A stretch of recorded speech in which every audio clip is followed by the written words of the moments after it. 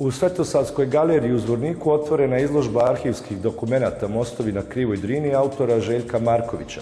Riječ je o zajedničkom projektu Arhiva Republike Srpske i Istorijskog arhiva Užica, a izložene su fotografije sa biografijama 25 mostova na ovoj rijeci. Od svega što čovjek u životnom nagonu podiže i gradi, ništa nije u mojim očima bolje i vrijednije od mostova, napisao je svojevremeno Nobelovac Ivo Andrić. Upravo su mostovi bili i ostali zaštitni znak gradova na rijeci Drini, a ujedno i velika inspiracija za autora izložbe Željka Markovića. Palo mi je na pamet jednom da prebrojim sve mostove na Drini i smatrajući, ima ih 25 trenutno, smatrajući ovaj most između naše dve ustanove 26. I onda kad sam jednom to spomenuo i na jednom govoru, jednom prilikom, onda je pala pamet već i da uradim samu izložbu o tome.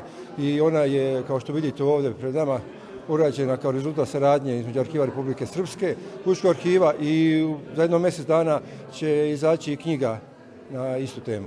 Posjetioci su u prilici vidjeti brojne fotografije i literaturu koja je svojevrsna šetnja kroz istoriju i ujedno priča o jednom vremenu, jednoj rijeci, izgradnji i sudbini, od najstarije ćuprije u Višegrad do najnovijeg mosta Bratoljub koji spaja Ljuboviju i Bratunac. U svakom slučaju ova izložba znači mnogo, a to je da se mladi ljudi upoznaju sa istorijom, sa našom tradicijom i sa našim običajima, da ne zaboravimo. Čini mi se da je doseglo se poduboko u istoriju, prema tome to je najjači utisak za mene. Izložba je plod uspješne saradnje dva arhiva, Istorijskog arhiva Užica i Arhiva Republike Srpske. Na izložbi je Željko uložio jedan ogroman trud, preko godinu dana je istraživao, obilazio sve mostove i prijelaze preko rijeke Drine, tu uključuje i hidroelektrane.